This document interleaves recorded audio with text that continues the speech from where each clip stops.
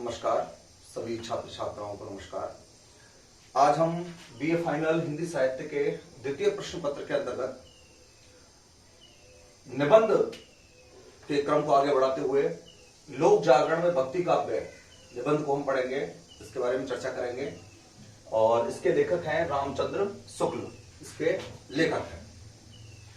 सबसे पहले देख लेते हैं शुक्ल जी के बारे में। शुक्ल जी जो हैं वे हिंदी में मनोविकारों से संबंधित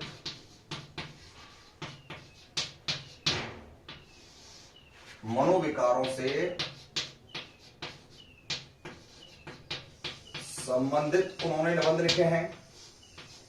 मन के विकार से संबंधित अर्थात ईर्ष्या, क्रोध, लोभ, भक्ति, श्रद्धा, भक्ति आदि से संबंधित उन्होंने आदि विषयों से संबंधित उन्होंने मनोविकारों पर आधारित उन्होंने निबंध लिखे हैं। दूसरी श्रेणी के उनके निबंध जो हैं वो हैं समीक्षात्मक हैं।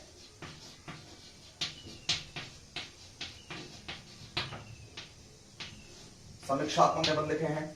तो सबसे पहले शुक्ल जी के बारे में बात करें तो उनके जो निबंध हैं मनोविकारों से संबंधित है, समीक्षात्मक निबंध है। और ये श्रेष्ठ शुक्ल जी जो है श्रेष्ठ आलोचक के रूप में हमारे सामने आते हैं। श्रेष्ठ आलोचक हैं, समीक्षात्मक निबंध लिखने वाले हैं, मनोविकारों से संबंधित निबंध लिखने वाले शुक्ल जी हैं। शुक्ल जी ने बहुत ही महत्वपूर्ण यह कार्य किया कि इन्होंने गद्य के क्षेत्र में निबंध या इससे संबंधित जो लेख संबंधित जो साहित्य था उसको आगे बढ़ाने में इनका बहुत ही महत्वपूर्ण योगदान माना जाता है। अब इसी क्रम में इनका जो निबंध है लोक जागरण व भक्ति काव्य, इसके बारे में आज हम अध्ययन आरंभ करते हैं। तो सबसे पहले देख लीजिए इनके निबंध कैसे है, मनोविकारों से संबंधित है। इनके निबंधों का जो संकलन है वो है चिंतामणि में। चिंतामणि इनके निबंधों का संकलन है जिसके भाग 1, भाग 2 आदि किए गए हैं। तो चिंतामणि इनके निबंधों का संकलन है। ये श्रेष्ठ आलोचक है, समीक्षक है, समीक्षात्मक निबंध लिखे हैं और मनोविकारों से संबंधित निबंध भी इनके पाए जाते हैं, लिखे गए हैं। अब इनके निबंध के बारे में देखें हम कि इनकी आज जो हम निबंध पढ़ने जा रहे हैं ये निबंध किस प्रकार का है और इसमें इन्होंने क्या विचार प्रतिपादित किए हैं। तो देखें, तो सबसे पहले तो यही जानकारी हमारी हुई और इसके बाद हम अब लोक जागरण निबंध से संबंधित चर्चा आरंभ करते हैं। देखिए, यहां शुक्ल जी कहते हैं लोक जागरण व भक्ति काव्य कि भक्ति काव्य ने लोक जागरण, लोगों की सोई हुई वृत्ति को, सोए हुए हृदय को, निराश उदास हृदय को किस प्रकार जागृत किया है और किस प्रकार उनके हृदय पर प्रभाव डाला है। तो देखिए, सबसे पहले देखें हम तो शुक्ल जी कहते हैं कि जब मुस्लिमों का जब आक्रमण हुआ, यहां भारत में जब मुस्लिमों का आक्रमण हुआ तो उनकी कट्टरता ने उनके धर्मांधकरण ने कि भाई धर्म जो उनका ये हो रहा था कि भाई ये धर्म के आधार पर वे अपने धर्म का प्रचार प्रसार करने जा रहे थे। तो वहां पर क्या हुआ, उस समय जनता के पास दो ही रास्ते थे, या तो उनके धर्म को ग्रहण करें या फिर उनके पास कोई ऐसा आश्रय या ऐसा आलम्बन हो जिसके आधार पर वो अपना जीवन व्यतीत कर सके। इस समय सबसे महत्वपूर्ण जो स्थिति आई वो आई भक्ति के रूप में। तो आम लोगों को भक्ति के रूप में एक ऐसा आश्रय मिला, ऐसा सहारा मिला जिसके आधार पर वे उस धार्मिक कट्टरता का सामना कर सकते थे। तो यहां शुक्ल जी कहते हैं कि सबसे पहले हम देखें तो इस श्रेणी में हमारे बहुत सारे ऐसे विद्वान और हमारे बहुत सारे ऐसे संत रहे हैं, सिद्धांतों के प्रवर्तक रहे हैं जिन्होंने भक्ति को बहुत ही महत्वपूर्ण स्तर तक पहुंचाया है। इसके आधार पर देखें तो सबसे पहले देखिए हमारे सामने जो भक्ति है वह पहले दक्षिण में आई और दक्षिण से फिर उसे उत्तर में लाया गया और उत्तर में लाने का जो श्रेय है वो रामानुजाचार्य हैं। इनका उद्भव हुआ। यहां से हमारा भक्ति का जो कार्य है, दक्षिण से उत्तर की ओर भक्ति का जो कार्य है वो चारों ओर फैलने का जो कार्य है वो लगातार होने लगा। अब रामानुजाचार्य, इसके बाद आते हैं हमारे मध्वाचार्य,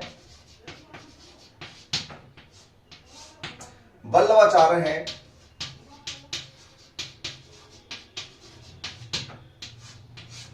इनके शिष्य हैं रामानंद जी हैं,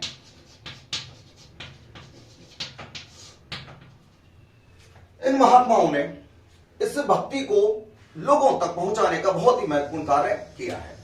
अब ये जो भक्ति है, चाहे सगुण में हो या निर्गुण में हो, सभी रूपों में भक्ति को जन जन तक पहुंचाने का कार्य किया जाने लगा। अर्थात लोगों के हताश और उदास हृदय को जागृत करने का प्रयास आरंभ हो गया। अब यहां से शुक्ल जी कहते हैं कि इन विद्वानों द्वारा, इन महात्माओं द्वारा जो सिद्धांत और दर्शन दिए गए, वे लोगों तक धीरे धीरे प्रभावी रूप में पहुंचने लगे।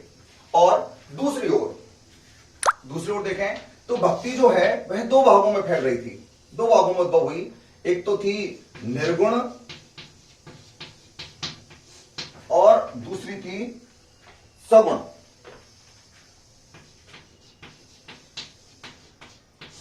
अब निर्गुण में देखें तो दोनों ही रूपों में देखिए, यहां इन आचार्यों ने भक्ति को लोगों को जागृत करने का प्रयास किया, और वहीं शुक्ल जी कहते हैं भक्ति मुख्यतः दो भागों में बंटकर, दो भागों में विभाजित होकर लोगों तक पहुंचने लगी। कैसे?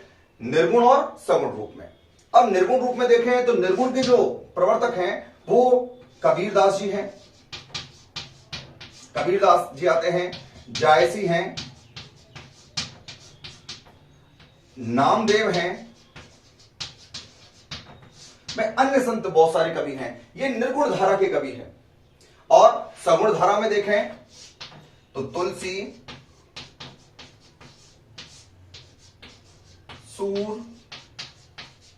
सूरदास आदि प्रमुख रहे हैं। तो निर्गुण और सगुण दोनों ही रूपों में भक्ति ने लोगों का लोक जागरण किया। अब लोक जागरण किस प्रकार से हुआ कि लोगों के मन में जो वैमनस्यता फैली हुई थी उसे हटाकर मानवता के गुणों को जागृत करना था, और साथ ही अंधविश्वास में डूबे हुए लोगों को एक सही मार्ग दिखाना था। तो उस मार्ग को दिखाने का सही कार्य कौन करते हैं? सबसे पहले संत के क्षेत्र में करते हैं कबीर, जायसी, नामदेव, जायसी आदि ये सारे जो कवि हैं, संत थे। इन्होंने लोगों को जोड़ने का कार्य किया, लोगों को सचेत किया, सावधान किया कि भाई किस प्रकार से आप अपने जीवन को सही दिशा दे सकते हैं। अब नामदेव जो हैं, इनके द्वारा या कबीरदास जायसी के द्वारा हमें यहां अपने यहां एकेश्वरवाद से मतलब एक ईश्वर की, वो केवल एक परमात्मा को मानते हैं कि इस सृष्टि का निर्माता कौन है? परमात्मा है, ब्रह्म है। अद्वैतवाद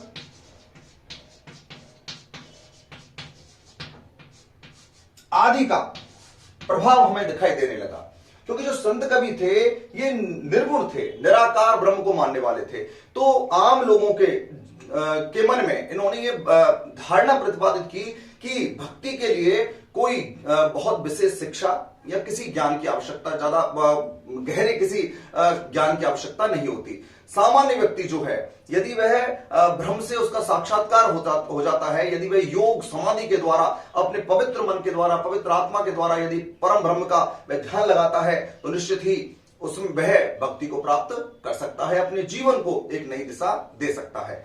तो इन निर्गुण कवियों ने, जिनमें कबीर हैं, जायसी हैं, नामदेव हैं, इन्होंने एकेश्वरवाद, अद्वैतवाद का यहां प्रवर्तन हमें करते हुए दिखाई देते हैं। दूसरी ओर तुलसी हैं और सूरदास हैं, जिन्होंने, एक ने राम की, एक ने कृष्ण की लीलाओं का बहुत ही सुंदर चित्रण कर आम लोगों के मन में उत्साह और जागरण का भाव उत्पन्न किया है। यहां हम देखें तो जब निर्गुण सगुण आए, उससे पहले हमारे समाज को विच्छिन्न करती हुई सिद्धों की धाराएं थी, जिन्होंने हमारे समाज में तंत्र मंत्र, अंधविश्वास को इतना फैला दिया, जड़ों तक पहुंचा दिया, जिससे कि आम लोग जो थे वो भक्ति के नाम पर बहुत सारे व्यभिचारों में, कह सकते हैं कि बहुत सारे गलत कार्यों में वे फंस चुके थे। अब उन फंसे हुए व्यक्तियों को धर्म के आधार पर अंधानुकरण जो कर रहे थे, अंधविश्वासों में फंसे हुए व्यक्तियों को बाहर निकालने का कार्य करते हैं निर्गुण और सगुण धारा के दोनों कवि। निर्गुण धारा के कबीर, जायसी और नामदेव ने क्या हमारे लिए किया है? लोक जागरण किस प्रकार किया था कि उन धर्म के आधार पर अंधविश्वासों में फंसे हुए, डूबे हुए व्यक्तियों को बाहर निकालकर उन्हें ब्रह्म का एक मार्ग बताया। एक जायसी ने प्रेम का मार्ग प्रतिपादित किया, नामदेव ने सगुण और निर्गुण दोनों के समन्वय को यहां प्रतिपादित किया है। कि व्यक्ति को अपना जीवन जीना है, अपना जीवन का लक्ष्य प्राप्त करना है, तो उसे यह आवश्यक नहीं है कि किसी एक मार्ग को अपनाए, वह किसी भी मार्ग को अपनाकर अपने जीवन को आगे बढ़ा सकता है। अपने आत्मा को, अपने विचारों को पवित्र, यदि उसके विचार हैं, पवित्र उसकी आत्मा है, तो वह किसी भी कार्य को करने में सक्षम हो सकता है।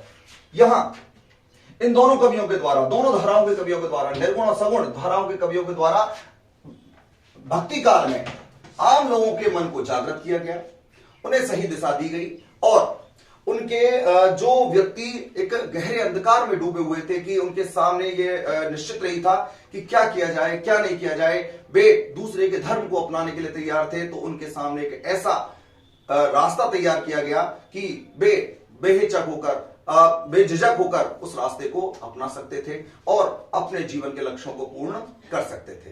तो यहां निबंध में देखिए हमारे सामने है क्या, हम दोबारा चर्चा करते हैं कि भक्ति काव्य, लोक जागरण में भक्ति काव्य। शुक्ल जी कहते हैं कि भक्ति काव्य की जो धाराएं हैं उसमें उत्पन्न जो संत हैं, आचार्य हैं, जो भी कुछ हमारा साहित्य मिलता है, उसने लोक जागरण करने का बहुत ही महत्वपूर्ण कार्य किया है। सबसे पहले इन आचार्यों के द्वारा हुआ, उसके बाद जब हमारी धाराएं, हमारी भक्ति काल की जो विविध धाराएं हमारी प्रवाहित होती गई, बनती गई, उनमें निर्गुण और सगुण दोनों ही धाराओं के द्वारा लोगों का लोक जागरण किया गया है, उनके मन को जागृत किया गया है, उन्हें एक नई दिशा दी गई है। शुक्ल जी यहां प्रतिपादित करते हैं कि जायसी के काव्य में हमें क्या मिलता है, प्रेम की प्राप्ति होती है। कबीर योग, साधना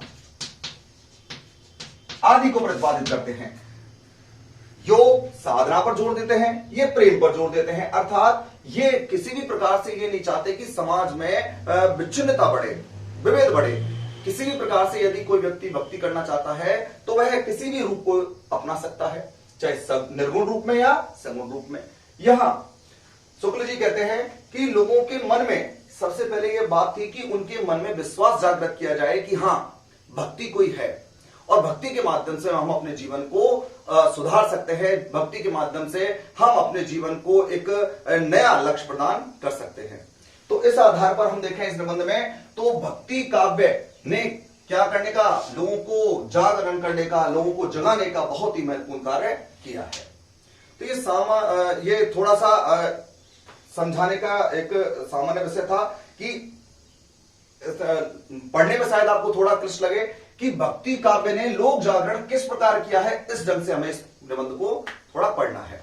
किस प्रकार से किया है, निर्गुण और सगुण रूप में किया है, और निर्गुण सगुण रूप की धाराओं के रूप में किया है, लोगों को नई दिशा देने के रूप में किया है, लोगों के मन उदास हताश हृदय को नई ऊर्जा, नई आशा और नया लक्ष्य देने के लिए किया है, और लोगों के जो अंधविश्वास थे उनको दूर करने के लिए इन लोगों ने बहुत ही महत्वपूर्ण कार्य किए हैं।